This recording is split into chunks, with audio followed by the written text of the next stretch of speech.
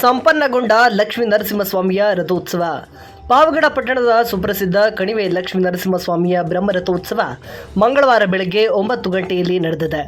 ಬ್ರಹ್ಮರಥೋತ್ಸವಕ್ಕೆ Pavagada tahsildar Y Ravi ಅವರು ಚಾಲನೆ ನೀಡಿದ್ದಾರೆ.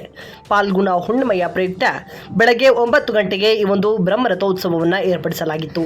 ಗ್ರಹಣದ ಹಿನ್ನೆಲೆ ಬೆಳಗ್ಗೆ 9 ಗಂಟೆಗೆ ಈ ಒಂದು ಬ್ರಹ್ಮರಥೋತ್ಸವವನ್ನು ಮುಗಿಸಲಾಗಿರುವುದರಿಂದ ಭಕ್ತರ ಸಂಖ್ಯೆ ವಿರಳವಾಗಿತ್ತು. ದೇವಸ್ಥಾನದಲ್ಲಿ ಕಳೆದ 2 ದಿನಗಳಿಂದ ಶಾಸ್ತ್ರೋಕ್ತವಾಗಿ ವಿವಿಧ ಪೂಜಾ ಕೈಂಕರ್ಯಗಳನ್ನು ಸಹ ಕೈಗೊಳ್ಳಲಾಗಿದೆ.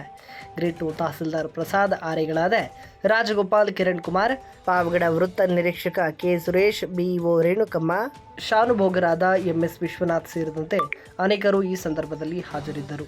ಈ ವೇಳೆ ಯಾವುದೇ ರೀತಿಯ ಅಹಿತಕರ ಘಟನೆಗಳು ನಡೆಯದ ಹಾಗೆ ಪಾವಗಡ ಪೊಲೀಸರಿಂದ ಬಿಗಿ ಪೊಲೀಸ್ ಬಂದೋಬಸ್ತನ್ನು ಸಹ ಏರ್ಪಡಿಸಲಾಗಿತ್ತು. ಅದೇ ರೀತಿ ಪ್ರತಿ ವರ್ಷದಂತೆ ಈ ವರ್ಷವೂ ಸಹ ಪಟ್ಟಣದ ವಿವಿಧ ಸಂಘ ಸಂಸ್ಥೆಗಳು ಹಾಗೂ ಮನೆತನಗಳು ನಾಗರಿಕರಿಗೆ ಮತ್ತು ಭಕ್ತರಿಗೆ ದಾಸೋಹ ವ್ಯವಸ್ಥೆಯನ್ನು ಸಹ ಮಾಡಲಾಗಿತ್ತು.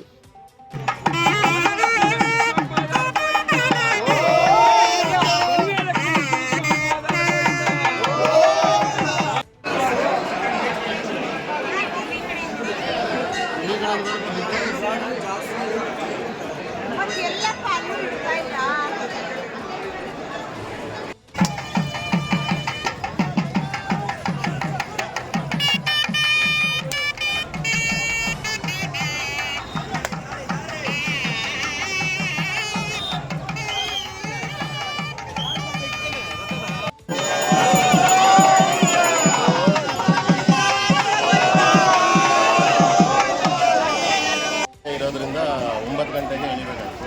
ಜನ ಬರ್ತಾರ ಇರಲ್ಲ ಅನ್ಕೊಂಡು ತುಂಬಾ ಜನ ಬಂದಿದ್ದಾರೆ. ಚೆನ್ನಾಗಿ ಈಗ ಮಾಮೂಲಾಗಿ ಪ್ರತಿ ವರ್ಷ 12 ಗಂಟೆ 1 ಗಂಟೆ 12:30 1 ಗಂಟೆ ಆಗ್ತದೆ.